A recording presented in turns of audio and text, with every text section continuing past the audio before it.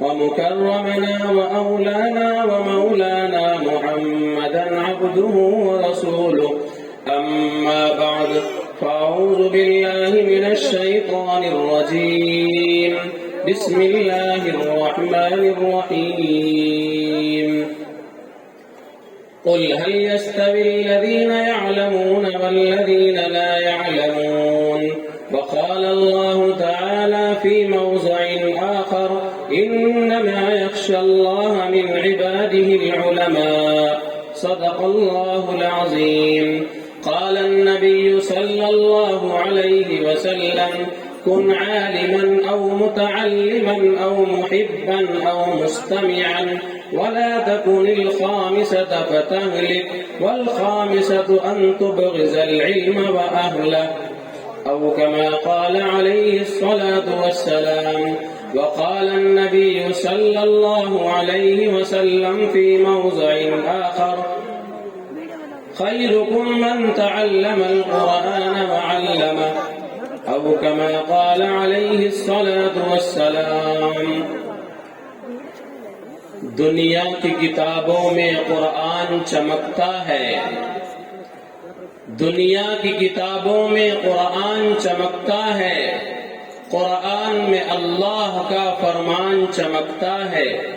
عادت جو بنا لے تلاوت قرآن کی، عادت جو بنا لے تلاوت قرآن کی، اللہ کی نظروں میں وہ انسان چمکتا ہے.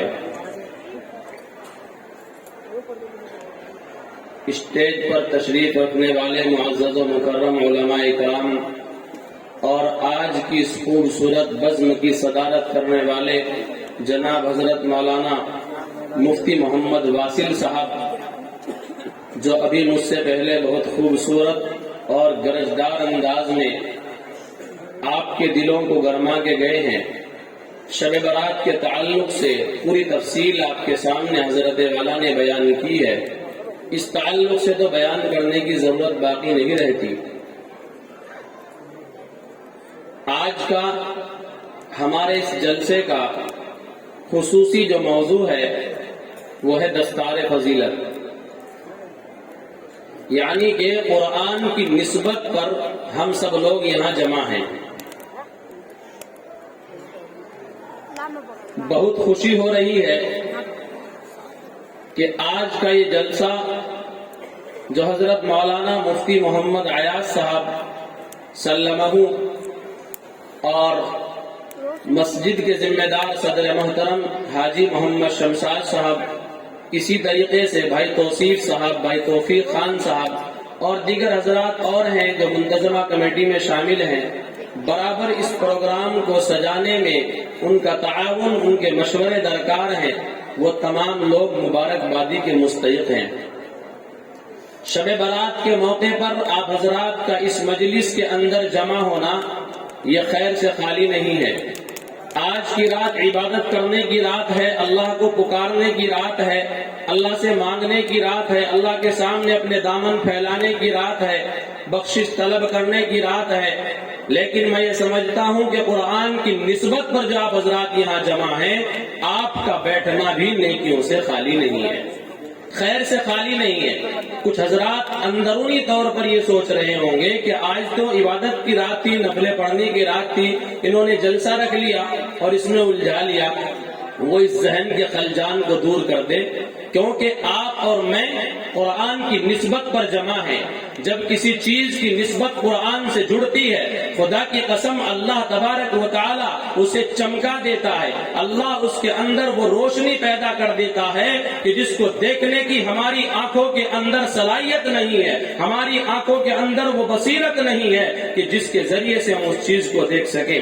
آپ نے نہیں دیکھا کہ ہم بازار میں جاتے ہیں، ہم مارکیٹ میں جاتے ہیں، وہاں اچھی سے اچھی لکڑی دستیاب ہوتی ہے، شاندار لکڑی ہوتی ہے جو تولوں کے حساب سے بکتی ہے، مہنگی سے مہنگی لکڑی ہے، لیکن آپ اسے خرید کے لاتے ہیں، اس کا صوفہ بنا لیتے ہیں، اس کا بیڈ بنا لیتے ہیں، اس کا ٹیبل بنا لیتے ہیں، اس کا اسٹول بنا لیتے ہیں، آپ اس کے اوپر بیٹھنے کا کام کرتے ہیں، آپ اس کے اوپر قدم رکھتے ہیں، آپ اس کی بد احترامی کرتے ہیں، کوئی گناہ نہیں ہے۔ لیکن جس لکڑی کی نسبت قرآن مقدس سے جڑ جاتی ہے، اللہ تبارک و تعالیٰ کی نظروں میں وہ لکڑی چمکنے لگتی ہے، اس کا احترام ہمارے اوپر لازم اور ضروری ہو جاتا ہے۔ ہاں، اس کو دیکھنا عبادت ہو جاتا ہے، اس کو سینے سے لگانا عبادت ہو جاتا ہے، ہاں اس کو چومنا عبادت ہو جاتا ہے، اس کے اوپر پیر رکھنا یہ قطعاً حرام ہے، کیونکہ اس لکڑی کی نسبت قرآن مقدس سے جڑ گئی ہے۔ بازار میں بڑی سے بڑی قیمت کا کپڑا دستیاب ہے، 5,000 روپے میٹر کا کپڑا ہے، 10,000 روپے میٹر کا کپڑا ہے، شاندار عالیشان کپڑے ہیں، ہم خرید کے لاتے ہیں، ہم ان کو پہنتے ہیں، میلے کچیلے کر کے ہم ان کو پھینک دیتے ہیں۔ لیکن قربان جائیے، قرآن مقدس پر یہ وہ واحد کتاب ہے، یہ وہ بابرکت کتاب ہے، اگر 50 روپے میٹر کا کپڑا میں اور آپ بازار سے خرید کے لاتے ہیں، اس کپڑے کا قرآن کا جزدان سلتے ہیں، خدا کی قسم اس کپڑے کی تقدیر بدل جاتی ہے، اس کا مقدر سمجھ جاتا ہے، اس کا نصیب بدل جاتا ہے۔ ہاں ہاں، یاد رکھیں، وہ 50 روپے میٹر کا کپڑا جب جزدان بن گیا، اس کو سینے سے لگانا عبادت بن گیا، اس کو چومنا عبادت بن گیا، اس کو سر کے اوپر رکھنا نیکیوں سے خالی نہ رہا۔ کیوں؟ کیونکہ اس کی نسبت قرآن سے جڑ گئی ہے۔ جس چیز کی نسبت، جس شخصیت کی نسبت قرآن سے جڑتی ہے، اس کا مقدر بدل جاتا ہے، اس کی تقدیر بدل جاتی ہے۔ آج کا ہمارا یہ جلسہ، یہ عظیم الشان اجلاس عام، یہ خوبصورت بزم، جو یہ قمقمے ہمیں ٹمٹماتے ہوئے نظر آ رہے ہیں، یہ لائٹیں جلتی ہوئی نظر آ رہی ہیں، قرآن مقدس کی نسبت پر ہم سب لوگ یہاں جمع ہیں۔ ہمارا یہ عظیم الشان اجلاس قرآن مقدس کی نسبت پر منعقد کیا جا رہا ہے، اس لیے ہمارا یہاں بیٹھنا عبادت ہے۔ اور آگے میں آپ کو لیے چلتا ہوں، جس شخصیت کا تعلق قرآن کریم سے جڑ گیا، ہاں وہ ابو بکر، جس کو ہم ابو بکر کہتے تھے، جب قرآن کریم سے جڑا تو صدیق اکبر بن گیا۔ ہاں، عمر کو دیکھو، جس کو آپ عمر کے نام سے جانتے تھے، جس کو بکریاں چرانے کا ہنر نہیں آتا تھا، جس کو اونٹ چرانے نہیں آتے تھے، ہاں 22 لاکھ مربع زمین کا وہ مالک بن گیا۔ جب قرآن کریم سے اس کی نسبت جڑی، وہ عمر رضی اللہ تعالی عنہ، وہ فاروق اعظم رضی اللہ تعالی عنہ، ان کے ساتھ رضی اللہ عنہ کا مسئلہ جڑ گیا۔ ہاں، جب قرآن مقدس سے انسان کی نسبت جڑتی ہے، وہ کالا ہو یا گورا ہو، وہ حبشی ہو یا غلام ہو، وہ بادشاہ ہو یا فقیر ہو، وہ تاجدار ہو یا وہ غلام ہو، کسی کا نوکر ہو۔ ہاں، بلال حبشی کو دیکھیے، کالا کلوٹا ہے، نوکر ہے، لیکن جب قرآن مقدس سے نسبت جڑتی ہے، اگر بلال اذان نہیں دیتا ہے، دن نہیں نکلتا ہے، وہ عاشق قرآن تھا، اس کا تعلق قرآن سے مضبوط تھا، اس کو ریت کے اوپر گھسیٹا گیا، انگاروں پر لٹایا گیا، تپتی ہوئی ریت کے اوپر اس کو لٹایا گیا، لیکن سہلا نہیں، اس کے سینے میں قرآن مقدس کی محبت بیٹھ چکی تھی، پیوست کر چکی تھی، اس کو دنیا کی کوئی طاقت ہلا نہ سکی، وہ اپنے پیروں کو ڈگمگا نہ سکا، وہ ہل نہ سکا۔ قرآن مقدس سے جب نسبت جڑی، اللہ نے وہ مقام عطا کیا، بلال ہی اگر اذان دے گا تو دن نکلے گا، بلال نے اذان نہیں دی تو دن نہیں نکلا۔ یہ مقام ہے، یہ مرتبہ ہے اس شخص کا جو اپنا تعلق قرآن مقدس سے وابستہ کر لیتا ہے۔ آج ہم بھی غور کریں، اپنی زندگیوں پر نظر ڈالیں۔ جلسے جلوس آپ نے بہت سنے ہیں، آج بہت خوبصورتی کے ساتھ یہ پروگرام سن رہے ہیں۔ خدا تعالیٰ آپ کے بیٹھنے کو بے حد اپنی بارگاہ میں قبول کر لے۔ کچھ حضرات ایسے بھی ہوں گے جو بیمار ہوں گے، کچھ ایسے بھی ہوں گے وہ بیچارے کمر سے معذور ہوں گے، لیکن قرآن کی مقدس پر آپ زمین پر آ کر بیٹھ گئے۔ جو کبھی نیچے بیٹھنا پسند نہیں کرتے، وہ یہاں آ کر بیٹھ گئے. کیوں؟ کیونکہ قرآن کریم کی نسبت پر آپ کو جمع کیا گیا ہے, قرآن کریم کی نسبت پر آپ کو یہاں بلایا گیا ہے. آخر اب ہم یہ دیکھیں کہ یہ جلسہ یا اور جلسے جو ہو رہے ہیں وہ رسمی نہیں ہے. اپنی زندگیوں کو بدلنے کے عزائم لے کر یہاں اٹھے. جو علماء نے آپ کو باتیں اس سے پہلے بتائی, مفتی محمد ایاز صاحب آج کے اس جلسے کی بہت خوبصورتی کے ساتھ نظامت فرما رہے ہیں اور بہت اچھے انداز میں آپ کو وقتاً فوقتاً وہ جھنجھوڑ بھی رہے ہیں, آپ کو متوجہ بھی کر رہے ہیں, آپ کو توجہ بھی دلا رہے ہیں. میرے عزیزوں, آج ہم یہ دیکھیں کہ جب ابو بکر صدیق اکبر بن جائے گا, جب عمر رضی اللہ تعالی عنہ, جب فاروق اعظم بن جائیں گے, جب بلال حبشی کی تقدیر بدل جائے گی, جب صحابہ کرام کے ساتھ دنیا میں ہی ان کو جنت کی بشارت مل جائے گی, ان کو دنیا میں ہی جنت کی خوشخبری دے دی گئی. آج اگر ہمارا تعلق قرآن سے جڑ جائے, خدا کی قسم اللہ کی نظروں میں ہمارا بھی مقام بن جائے, ہمارا بھی مرتبہ ہو جائے. آج ہم ذلیل و خوار ہیں, آج ہمارے اوپر چاروں طرف سے الغار ہے, آج ہمیں مٹانے کی سازشیں کی جا رہی ہیں, پلاننگیں کی جا رہی ہیں, ہمارے وجود پر حملہ کیا جا رہا ہے. داڑھی ٹوپی والا دشمن نظر آتا ہے. آخر ایسا کیوں؟ ہم ذلیل و خوار کیوں ہیں؟ ہمارے نوجوانوں پر نظریں کیوں ہیں؟ ہماری ٹوپیوں پر نظریں کیوں ہیں؟ ہماری مساجد پر نظریں کیوں ہیں؟ ہمارے مدارس پر نظریں کیوں ہیں؟ آخر یہ سب کچھ کیوں ہو رہا ہے؟ ہمیں دنیا میں ذلت کی نظروں سے کیوں دیکھا جا رہا ہے؟ یہ سب اس لیے کہ ہم نے قرآن مقدس سے اپنے تعلق کو وابستہ نہیں کیا ہے.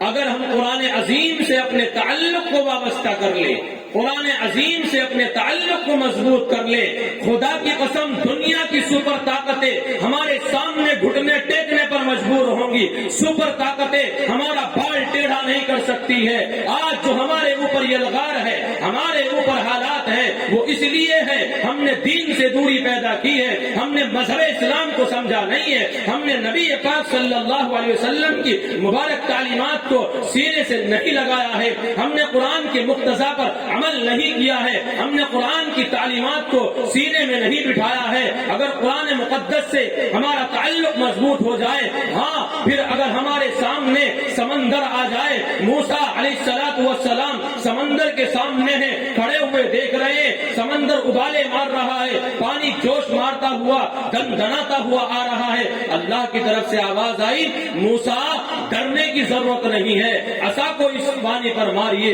12 راستے پھوٹ پڑتے ہیں.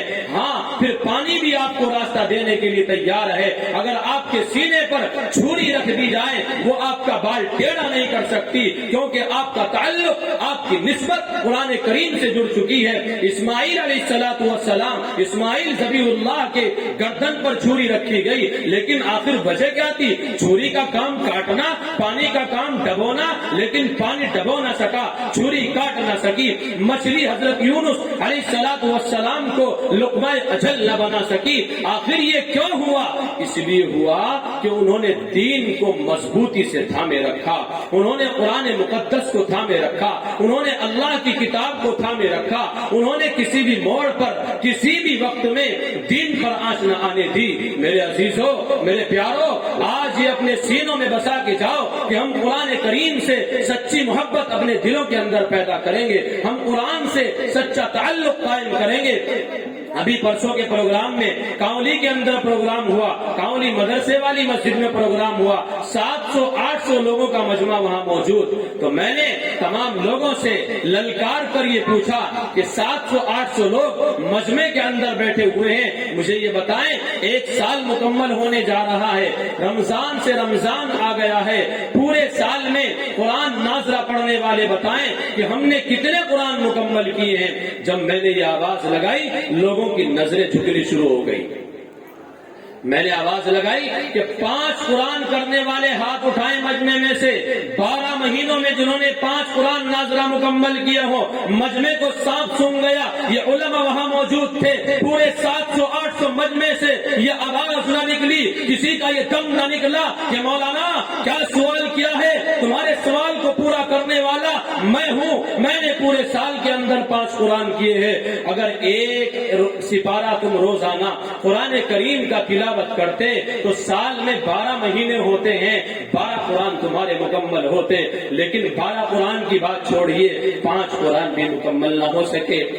پھر اس کے بعد میں نے اپنی بات کو کے اندر تخفیف پیدا کی، میں نے کہا 3 قرآن کرنے والے ہاتھ اٹھائیں، سال مکمل ہو گیا ہے، 3 قرآن پورا کرنے والے بتائیں کہ ہم نے 3 قرآن مکمل کیے ہیں۔ پورے مجمع میں سے، اسٹیج سے، اس منچ سے، علماء کی موجودگی میں لاؤڈ اسپیکر کے ذریعے آپ کے دلوں پر دستک دینے جا رہا ہوں، آپ کے کان کھولنے جا رہا ہوں۔ وہ غیر قرآن کے ساتھ بد احترامی کر رہے ہیں، غیر قرآن سے کھلواڑ کر رہے ہیں، مجھے ان سے شکوہ نہیں ہے، مجھے شکوہ ہے اپنی قوم کے لوگوں سے۔ کوئی قرآن کے ساتھ کھلواڑ کرتا ہے، کوئی قرآن کی آیتوں کو ووادت بتاتا ہے، 26 آیتوں کو لڑاکو اور جھگڑالو بتاتا ہے، ہمارا خون ابلنے لگتا ہے، ہمارا خون جوش مارنے لگتا ہے۔ ہم یہ سمجھتے ہیں اس کے سینے سے جگر کو نکال کر کے چبا لیں، اس کا خون پی لیں، ہم اس کے خون کے پیاسے ہو جاتے ہیں۔ آخر اس نے اگر بد احترامی کی ہے، کیا یہ بد احترامی نہیں کہ پورے سال میں تم قرآن کو اٹھانے کے لیے تیار نہیں ہو، قرآن کو سینے سے لگانے کے لیے تیار نہیں ہو؟ یہ قرآن سے محبت کی دلیل ہے۔ جب 3 قرآن کی بات آئی، پھر پورے مجمع میں سے 2 یا 3 لوگوں نے ہاتھ اٹھائے۔ ہائے ہائے ہائے، افسوس ہے خدا کی قسم اپنی معاشرے کے لوگوں پر۔ قرآن اس لیے اللہ نے مجھے اور آپ کو عطا کیا ہے، قرآن اس لیے ہماری اللہ تبارک و تعالیٰ نے آغوش میں ڈالا ہے، قرآن اس لیے ہمارے طاقوں کی زینت بنایا ہے کہ ہم قرآن کی تلاوت نہ کر سکے۔ واویلا مچانے والوں، حکومت حکمرانوں کو برا کہنے والوں، پولیس ادھیکاریوں کو کوسنے والوں، سب ٹھیک ہیں، حکومت ٹھیک ہے، حکمراں ٹھیک ہے، پولیس ادھیکاری ٹھیک ہے، سب اپنے اپنے کام میں لگے ہوئے ہیں۔ تمہیں ایک کام میرا اور آپ کا نبی دے کے گیا تھا، اگر تم کتاب اللہ کو سینے سے لگا کے رکھو گے، سنت رسول اللہ کو اپنے دامن سے مضبوط باندھو گے، دنیا کی کوئی طاقت تمہارا کچھ نہیں بگاڑ سکتی۔ تمہیں ڈر کس بات کا ہے؟ تمہیں گھبراہٹ کس بات کی ہے؟ تمہیں پریشانی کیا لاحق ہے؟ تم قرآن مقدس کو سینے سے لگانے والے بن جاؤ، دنیا کی طاقتیں تمہارے پیر میں اللہ تبارک و تعالیٰ روند کے دکھائے گا۔ پورے مجمع میں سے 3 لوگوں نے ہاتھ اٹھایا۔ پھر میں نے اپنی بات کو اور ہلکا کیا کہ بھائی 2 قرآن 3 قرآن کرنے والے چلے گئے، اب مجھے آپ 1 قرآن کے لیے ہاتھ اٹھا کے بتائیں۔ اس پہ تو افسوس اور شرمندگی کی انتہا نہ رہی۔ افسوس اور افسوس، کاروبار کرنے کا ٹائم ہے، پیسہ کمانے کا ٹائم ہے، دولت اکٹھا کرنے کا ٹائم ہے، بلڈنگیں بنانے کا ٹائم ہے، گاڑیاں خریدنے کا ٹائم ہے، دنیا پر اپنی ہستی کو برباد کرنے کا ٹائم ہے۔ اگر میرے اور آپ کے پاس ٹائم نہیں ہے، قرآن مقدس کو پڑھنے کا ٹائم نہیں ہے، قرآن عظیم کو سینے سے لگانے کا ٹائم نہیں ہے۔ اگر ہم قرآن مقدس کو سینے سے لگانے والے بن جائیں، جتنی پریشانیاں الجھنیں راستے بند نظر آ رہے ہیں، خدا کی قسم سارے راستے کھلتے نظر آ جائیں گے۔ بتاؤں آپ کو قرآن مجھ تک اور آپ تک کیسے پہنچا ہے؟ ہم نے تو قرآن کا نسخہ مجلد دیکھا، ترتیب یافتہ دیکھا، ترتیب پایا ہوا دیکھا، ایک سپارے کے بعد دوسرا سپارہ، ترتیب دی ہوئی ہے، ایک سورت کے بعد دوسری سورت، ایک صفحے کے بعد دوسرا صفحہ۔ کیا قرآن ایسے اترا ہے جیسے ترتیب دیا گیا ہے؟ علماء یہاں بیٹھے ہوئے یہ بتائیں گے، قرآن جس ترتیب سے آپ کی آنکھوں کے سامنے ہے، اس ترتیب سے نازل نہیں ہوا ہے۔ جیسی ضرورت پیش آتی گئی ویسے قرآن نازل ہوتا گیا۔ جب قرآن کے مجلد نسخے موجود نہیں تھے، قرآن مجلد شکل میں صحابہ اکرام کے پاس موجود نہیں تھا، قرآن کی آیت اللہ کے نبی صلی اللہ علیہ وسلم پر اتر رہی تھی، یہ پورا قرآن 23 سال کی مدت میں نازل ہوا، تو صحابہ اکرام اپنے گھروں سے نکلتے، چوک پر چوراہوں پر جا کر کھڑے ہو جاتے، کیوں؟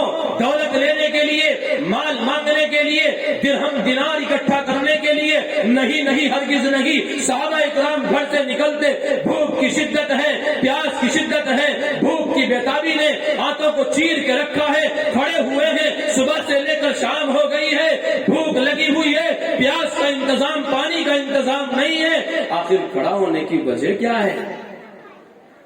کھڑا ہونے کی وجہ یہ ہے کہ کوئی قافلہ اس چوراہے سے گزرے گا، اس کو جو قرآن مقدس کی کچھ آیتیں یاد ہوں گی وہ آیتیں سن کر اپنے سینے میں بسا لیں گے اور قرآن کریم کو یاد کر لیں گے۔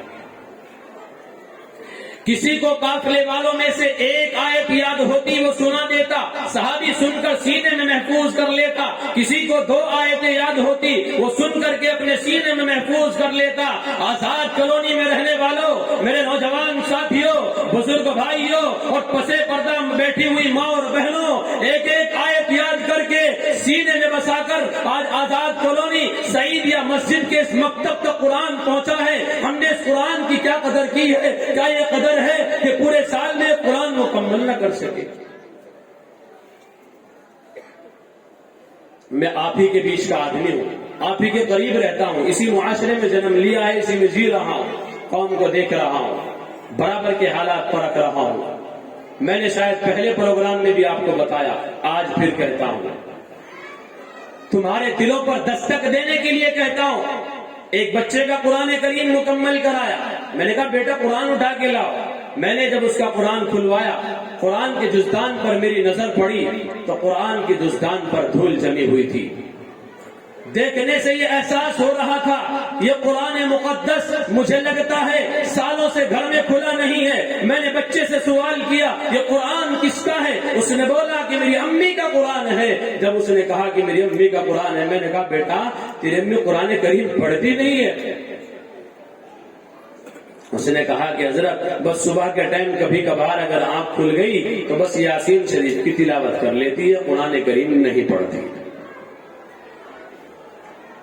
قرآن کریم کے نسخے پر جزدان پر لگی ہوئی دھول اس بات کا اشارہ کر رہی ہے کہ سالوں سے گھر میں قرآن نہیں کھلا ہے۔ آزاد کالونی کے مسلمانوں، ہمیں شکوہ ہے ہمارے کاروبار میں برکت نہیں، ہماری روزی میں برکت نہیں، ہماری زندگی میں سکون نہیں۔ کوئی بیوی کی طرف سے پریشان، کوئی بچے کی نافرمانی کی طرف سے پریشان، کوئی کاروبار کی طرف سے پریشان، کوئی کسی اور اعتبار سے پریشان، کوئی صحت کی طرف سے پریشان، کوئی تندرستی کی طرف سے پریشان۔ ہاں اگر تم بیمار ہو، قرآن نے اعلان کیا وَنُنَزِّلُ مِنَ الْقُرْآنِ مَا هُوَ شِفَاءٌ وَرَحْمَةٌ لِّلْمُؤْمِنِينَ۔ ہاں قرآن نے چیخ چیخ کر میرے اور آپ کے دلوں پر دستک دی ہے۔ اور بیماروں، اگر تم بیمار ہو، تندرستی چاہتے ہو، علاج کرانا چاہتے ہو، امت مسلمہ کے ہر پردے کے لیے اللہ نے قرآن کو شفا بنا کر نازل کیا ہے۔ اگر تم روزی کی طرف سے پریشان ہو، قرآن نے کہا ہاں وَيَرْزُقْهُ مِنْ حَيْثُ لَا يَحْتَسِبُ وَمَنْ يَتَّقِ اللَّهَ يَجْعَلْ لَهُ مَخْرَجًا وَيَرْزُقْهُ مِنْ حَيْثُ لَا يَحْتَسِبُ۔ اور تعویذ اور پھلیتے لینے والوں، کوئی کسی عامل کے پاس گیا، اس نے ایک پھلیتا جلانے کا دے دیا، ایک نہانے کا دے دیا، ایک لٹکانے کا دے دیا۔ ان تعویذات سے، ان پھلیتوں سے کام بننے والا نہیں ہے۔ کام بنے گا تو قرآن کریم کو سینے سے لگانے سے بنے گا، اور کام بنے گا تو قرآن مقدس کی تعلیمات کو اپنے سینوں میں مضبوطی کے ساتھ مستحکم کرنے سے کام بنے گا۔ اگر پلیتوں سے کام بنتا دنیا کا ہر غریب امیر ہو جاتا۔ آج شکوہ ہے میری روزی میں برکت نہیں، عامل کے پاس گیا۔ میں یہ کہتا ہوں، جرأت کے ساتھ کہتا ہوں، اگر تو قرآن مقدس کو سینے سے لگا تھا، رات کو جلدی سو کر صبح جلدی اٹھ کر فجر کی نماز کو تو جماعت کے ساتھ ادا کرتا اور قرآن کریم کی تلاوت کرتا، تجھے تعویذ لینے کی ضرورت پیش نہ آتی۔